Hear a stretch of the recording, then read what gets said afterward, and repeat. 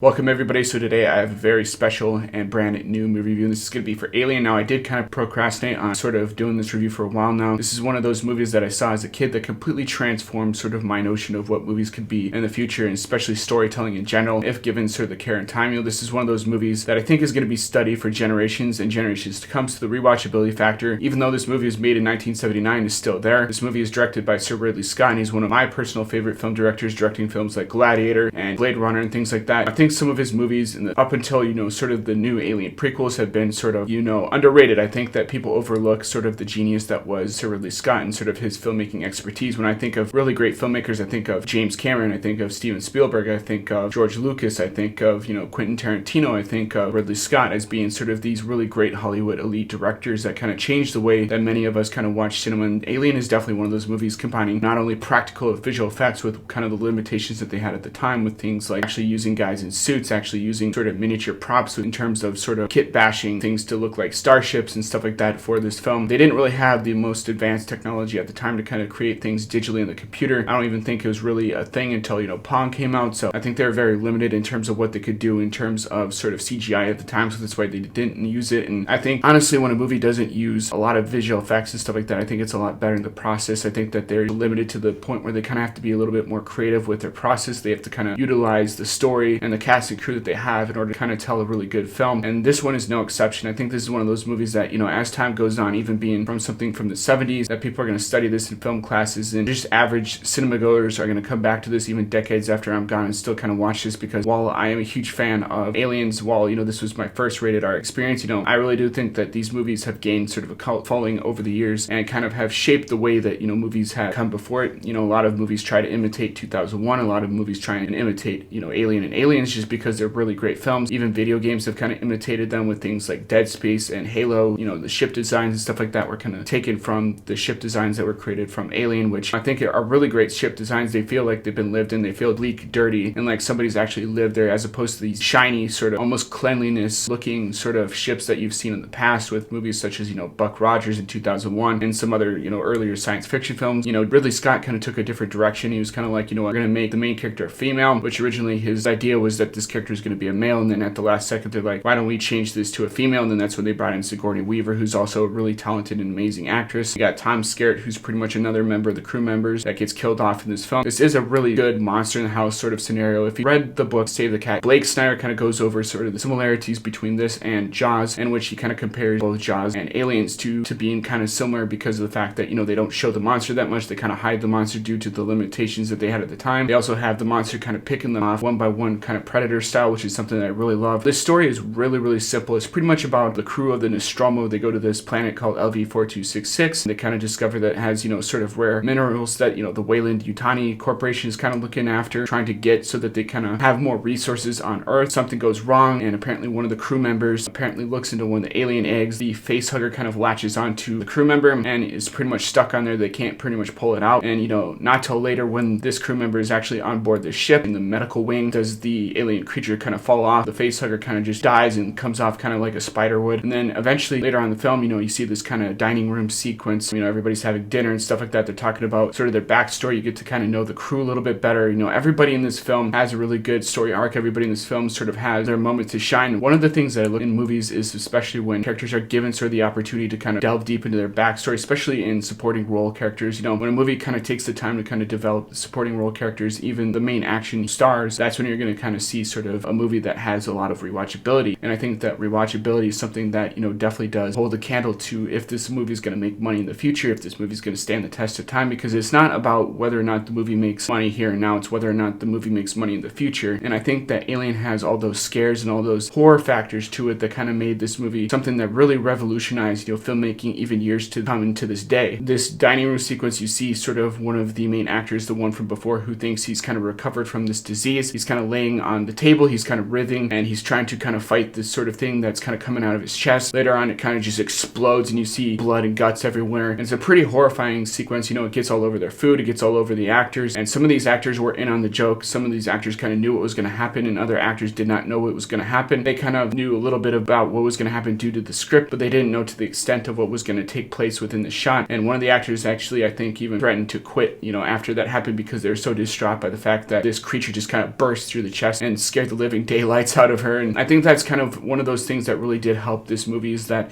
this is a horrifying take on sort of the science fiction horror genre. This is something new and different that hasn't been done before, and I think that's kind of what caught the eyes of not only myself but other audience members as time went on. I think that, you know, that scene caused a lot of people to kind of go out of the theaters and kind of be like, you know, it's so disgusting, so disturbing that I don't even want to watch the rest of it. But there's a lot of brave people that kind of sat through it and kind of critiqued it as time went on, and that's why this movie kind of to this day still is highly revered. And I think it's because of the ingenuity of not only the practical effects but the story, and that you're so engrossed in it that you kind of follow along, you kind of care about these characters. And a lot of these movies nowadays, they forget that you want to care about these characters. They forget that you want to follow along as they kind of sort of break down and stuff like that. And Sigourney Weaver's character in this movie goes through a lot of trouble because, you know, she's trying to maintain law and order on the ship of the Nostromo, especially being the fact that she's away from her daughter. That's all she kind of cares about and wants to get back to. It's sort of having a life with her family, making enough money so that she kind of live off of and kind of be there for her daughter's birthday and stuff like that. But being of what happened towards the end of this film, you realize that, you know, that's probably not going to happen, especially in the later series of the franchise. Now, basically, this creature has several different stages. You get the face hugger, which you see in the opening act of the film, where one of the main characters kind of looks in the alien egg and then kind of latches onto them. Then it kind of bursts from their chest, which you kind of get the chest burster sequence with the dining room scene. Then it kind of becomes the full-blown sort of xenomorph, which the xenomorph is one of those creatures created by H.R. Giger. Not a lot of people understood who H.R. Giger was. He put a lot of sexual themes within this creature's design. He put a lot of themes within sort of the alien home world and the xenomorph home world. Stuff that was really creepy and even creeped out some of the production team. The people that kind of worked on this film even stated that they didn't really know if they really wanted to work with him while he was there, because he was creating things that were really revolutionary and stuff that was really disturbing, that they were kind of like, why don't we just get somebody else to kind of design the creatures? But I'm really happy that they kind of stuck with H.R. Giger, because Giger is one of those creature developers that kind of goes head first into what he's doing. And while it may be disturbing, it actually give him kind of a practical way to make this sort of a man in a suit, and that's exactly what they did. They pretty much put a man in a suit for the xenomorph sequence, and it's pretty much an all black sort of creature with sort of a domed head, and you can't really see eyes on it. No, I know they originally wanted to have sort of a creature with eyes, but even in sort of modern day horror, it's not what you see that's scary, it's what you don't see. Hearing sort of the sounds of the creature moving through the ship, or, you know, the fact that the creature can crawl on walls basically, so it could pretty much be anywhere. And meanwhile, you're getting people kind of being picked off one by one, even through sort of tunnel systems and stuff, which they eventually go to while trying to kill this creature in the movie. And being that, you know, if you try and kill this creature with conventional weaponry, as explained later on in Aliens, that they have, you know, sort of acid for blood, and it's sort of this green sort of blood that kind of eats away at literally everything, especially if it gets on your skin and stuff like that. Like, you don't want to kind of mess with this creature, especially if you're trying to kill it. So basically, this creature this thing has intense horror factor to it, but it can also be deadly and kill you at the same time. And I think that's one of those things that makes it different from a lot of the other alien creatures that they were designing, in sort of more of like a humanoid sort of creature. And this thing definitely doesn't look like that at all. Yes, there's humanoid elements to it because it kind of has to use a host in order to kind of create this new species, but there's also hints that maybe Weyland-Yutani was actually using it as a biological weapon at one point in the alien lore. But I digress. You know, the eventual way that they kill this creature is by shooting it out of the airlock. Sigourney Weaver actually saves the day and puts herself inside of a cryopod, which you'll kind of see towards aliens when they actually find her, and kind of open her up again so that she can later fight, you know, the aliens once more. And you don't realize till later films that, you know, she's actually sort of been kind of incubated with one of these creatures. But, you know, I won't really consider those canon, so I don't really care about that whole sort of stuff. I treat this movie like I treat the new Star Wars movies. I only consider Alien and Aliens pretty much to be canon, and everything else just doesn't really matter, doesn't really exist. Alien Isolation was a really good game about, you know, sort of Ellen Ripley's daughter trying to find her and the crew and sort of figure out what happened to the crew in the Nostromo, because, you know, she gets a signal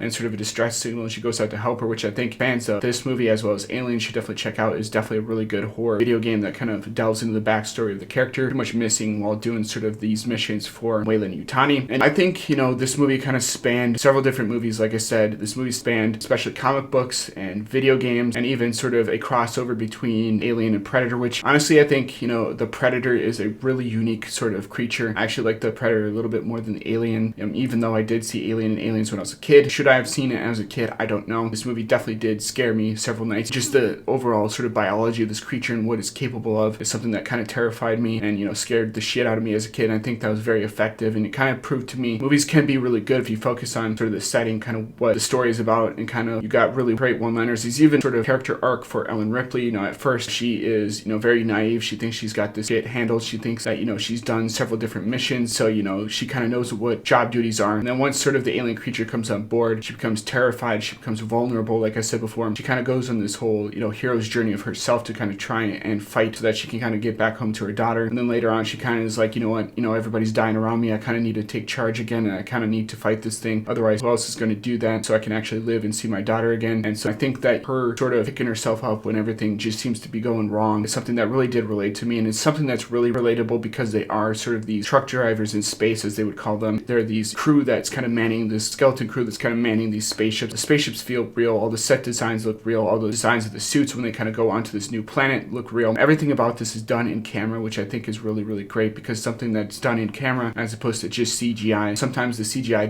is not up to par. So you can kind of tell that it's been done in the computer, and definitely not in Aliens. You ever kind of feel that way? And so that's what I'm going to have to give Alien an A+. I think that this movie has a lot of great one-liners. This movie has a lot of really great cast, and it's a cast of characters that's a really great ensemble. I think that was really cool. The fact that they were kind of limited to the technology at the time, that they didn't have this sort of CGI stuff where they could just, throw it into a computer afterwards and create these creatures, that they had to use an actual sets and stuff like that, really is something that I love a lot. The score of this movie is really haunting in places, especially when they go into the alien hive and you kind of get that sort of more horror vibes to this stuff that even, like I said before, video games are trying to copy this day because it does work so well. Everything down to the musical score, to the set designs, to sort of how they shot and edited this film, everything is great. So hats off to Ridley Scott and the cast and crew and the team and everybody that kind of worked on this movie, because I think that they really crafted something that I really don't want to spoil everything that happens for you within this film, because I think that you guys should definitely go see this. So I think that if you're interested in filmmaking, if you're interested in anything that has to do with really well told stories, that you should definitely go out and buy this on Blu-ray. Right now they have the quadrilogy, or I think you can kind of buy these individually on Blu-ray or 4K if you just want,